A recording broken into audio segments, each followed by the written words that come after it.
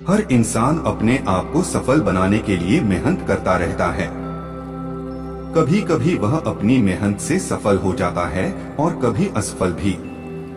यह आपकी मेहनत और भाग्य पर होता है। लेकिन कई बार ऐसा होता है कि आप मेहनत तो बहुत करते हैं, लेकिन भाग्य साथ न देने की वजह से मुकाम तक नहीं पहुंच पाते। लेकिन प्रयास और मेहनत करने से आपका भाग्य मजबूत होता है। आइए जानते हैं कि किस तरह आप अपने भाग्य को बलवान बनाकर किस्मत के सिकंदर बन सकते हैं। दोस्तों, आज की इस कहानी में हम जानने वाले हैं कि जब किस्मत साथ न दे तो क्या करें। इसे हम एक कहानी के माध्यम से समझते हैं।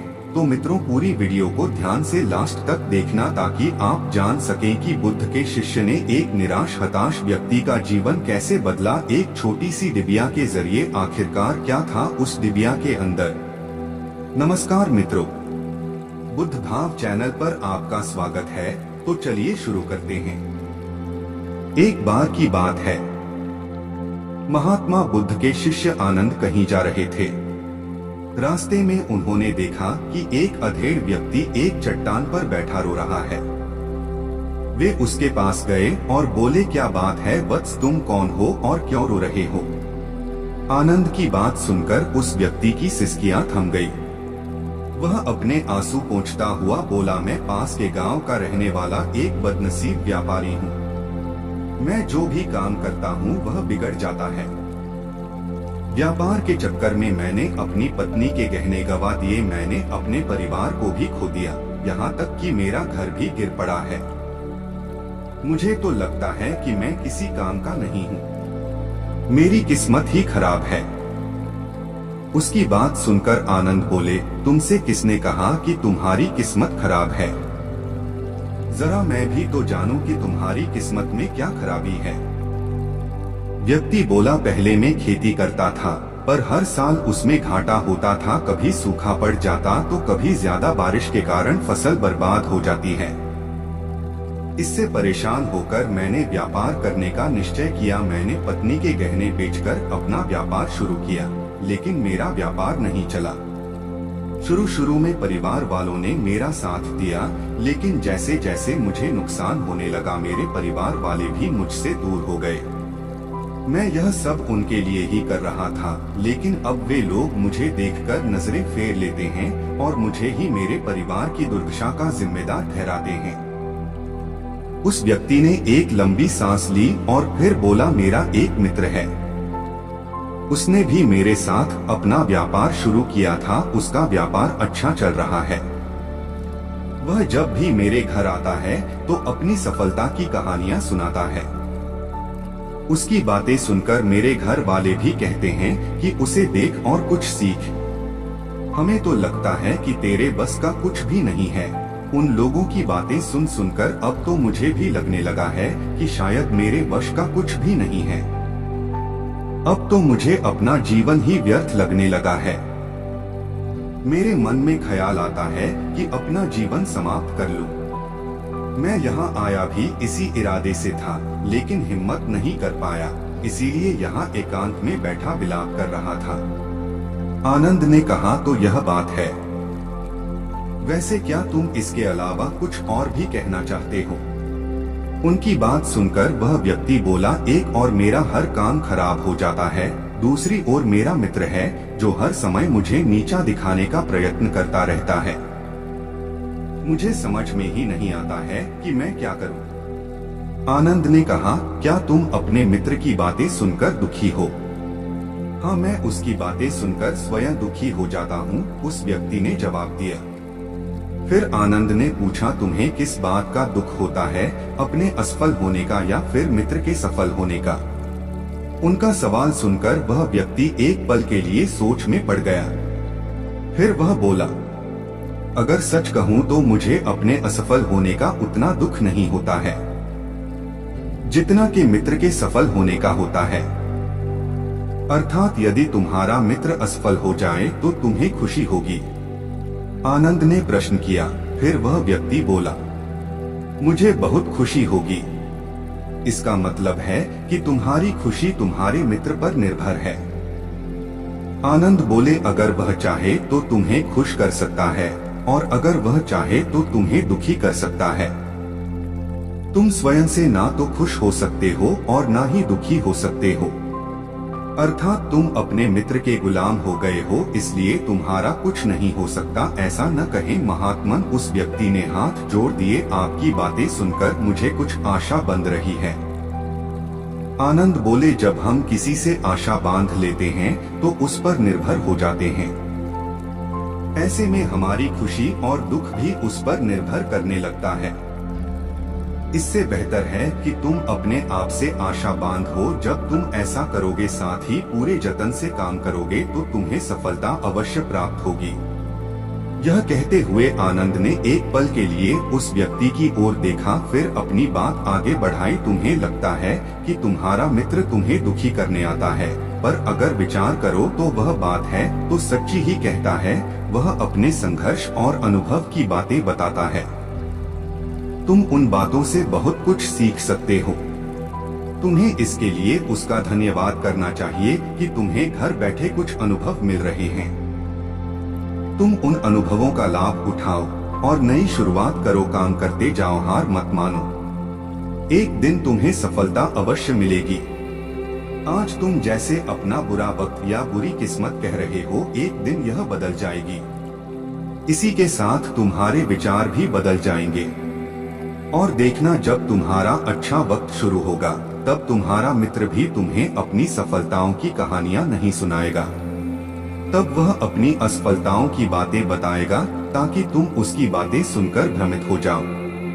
तुम्हारा आत्मविश्वास हिल जाए और तुम गलत निर्णय ले सको, लेकिन उस समय भी तुम्हें अपनी बुद्धि का प्रयोग करना होगा। तुम्हारा मित्र जैसे आज तुम्हें दुखी करने आता है, उसी तरह उस समय भी वह तुम्हें दुखी करने आएगा, क्योंकि जिस तरह से दुखी देखकर तुम्हें मजा आता है, उसी तरह उसे भी तुम्हें दुखी देखने में उतना ही मजा आता है। वह व्यक्ति बोला, आपने सही कहा, लेकिन मेरा सबसे बड़ा दुख यह है कि मेरे परिवार के लोग भी इसमें शामिल हैं। वास्तव में मैं तो अपने परिवार के लिए अच्छा करना चाहता था, लेकिन वे लोग भी मेरी बात नहीं समझते हैं। वे भी मुझे गलत कहते हैं और अब तो वे मेरे साथ भी नहीं हैं। आनंद ने कहा, मैं सब समझ गया हूँ, तुम सांत्वना चाहते हो। वास्तव में इस दुनिया में सभी लोग सांत्वना ही चाहते हैं। हम चाहते हैं कि हम जब भी कुछ करें तो लोग हमारी प्रशंसा करें, लेकिन आमतौर से ऐसा नहीं होता है। इसलिए हम दुखी हो जाते हैं। हमें लगता है कि हमारे मित्र परिवार वाले सब मतलबी हैं। लेकिन तुम अगर किसी को अपना परिवार मानते हो और उसके लिए कुछ करना भी चाहते हो, तो तुम्हें ऐसा क्यों लगता है कि तुम दूसरों के लिए कुछ कर रहे हो? वास्तव में तुम अपनी खुशी के लिए कर रहे हो, इसलिए परिवार के लिए कुछ करना वास्तव में अपने लिए ही करना होता है। लेकिन अगर ऐसा करते समय तुम्हें लगता है कि तुम दूसरों के लिए कर रहे हो, तो तुम दुखी रहोगे। और अगर तुम्हें लगता है कि तुम अपने लिए कर रहे हो, तो तुम खुश रहोगे। क्योंकि जब तुम अपने लिए कुछ अच्छा करते हो या करना चाहते हो, तब तुम्हें सांत्वना की जरूरत नहीं पड़ती है। आनंद की बातें सुनकर उस व्यक्ति के चेहरे के भाव बदल गए। वह बोला, आप सही कह रहे हैं, मैं समझ गया हूँ। अब तक मेरी किस्मत खराब इसलिए थी क्योंकि वह दूसरों के हाथ में थी। अब मैं अपनी किस्मत को अपने हाथ में रखूंगा। मैं फिर से प्रयत्न करूंगा, पूरे मन से काम करूंगा और जब तक सफलता नहीं मिल जाती चैन से नहीं बैठूंगा। उस व्यक्ति की बात सुनकर आनंद मुस्कुराए और उसे एक छोटी सी डिबिया देते हुए बोले, इस डिबिया को हमेशा अपने पास रखना। इसमें एक ऐसा राज है जो तुम्हें बड़े से बड़े दुख से भी बाहर निकाल लेगा। लेकिन इसे तभी खोलना जब तुम्हारे जीवन में कोई रास्ता न दिखाई दे और तुम्हें लगे कि सब व्यर्थ है, यह दुनिया व्यर्थ है और यहाँ रहना भी व्यर्थ है। उस व्यक्ति ने आनंद को धन्यवाद दिया और डिबिया को लेकर चला गया। उसने नए उत्साह के साथ फिर से अपना व्यापार आरंभ किया। उसका व्यापार चल निकला। अपनी मेहनत और लगन के बल पर वह एक बड़ा व्यापारी बन गया। परिवार वाले भी उसके साथ आ गए और उसका जीवन हंसी खुशी बीतने लगा। अब वह भूतकाल का रोना छोड़ चुका था। वह भविष्यकाल की भी चिंता नहीं करता था, बस अपने वर्तमान को संवारने में लगा रहता था और जो कुछ भी वह करता था वह अपने लिए करता था, अपनों के लिए करता था, इसलिए वह प्रसन्न था। उसके जीवन में अब कोई दुख नहीं था, लेकिन वक्त हमेशा एक जैसा नहीं रहता है, वह बदलता रहता है। उसके जीवन में भी बदलाव आया। एक दिन उसके राज्य पर पड़ोसी राजा ने चढ़ाई कर दी। उसने इस राज्य पर अपना कब्जा कर लिया। उसके सैनिकों ने चारों ओर लूटमार मचा दी। उन्होंने व्यापारी का सारा धन लूट लिया, उसके घर में आग लगा दी। जान बचाने के लिए उसे अपने परिवार के साथ वहां से भागना पड़ा। वह व्यक्ति अपने परिवार के साथ कई दिनों तक इधर उधर भटकता रहा। वह दाने दाने को मोहताज हो गया। उसका बच्चा बीमार हो गया। इलाज के अभाव में वह तड़पने लगा। यह देखकर उसका हृदय चीत्कार कर उठा। वह कैसे अपने बच्चे का इलाज कराएं? उसके पास खाने के लिए भी पैसे नहीं थे। ऐसे में उसे एक बार फिर निराशा ने घेर लिया। उसे लगने लगा कि उसका जीवन व्यर्थ है, सारी दुनिया व्यर्थ है, किसी भी बात का कोई मतलब नहीं है। भले ही आप जीवन में कितना भी कुछ कर लो, कितनी भी सफलता हासिल कर लो, और अंततः यह जीवन समाप्त होता है। तो फिर ऐसे में जीवित रहने का क्या फायदा? इससे तो अच्छा है कि वह अपना जीवन समाप्त कर ले। लेकिन तभी उसके दिमाग में आनंद की दी हुई डिबिया याद आई। उसने उत्सुकता के साथ उसे खोला। डिबिया के भीतर एक पर्ची रखी हुई थी।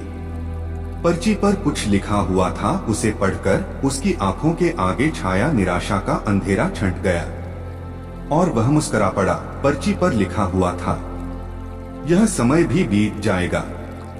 उसने डिबिया को अपनी मुट्ठी में रख लिया और एक नई शुरुआत के लिए उठ खड़ा हुआ। उसने फिर से अपने आप को बनाना शुरू कर दिया और वह कामयाब भी हुआ। इसलिए कहा जाता है कि समय हमेशा एक जैसा नहीं रहता, यह बदलता रहता है। सुख दुख आते जाते रहते हैं, लेकिन हमें कभी हार नहीं माननी चाहिए। मित्रों, अगर आप भी ऐसी परिस्थिति से गुजर रहे हैं तो निराश न हो। अपने अतीत पर शोक मत करें, न ही भविष्य की चिंता करें।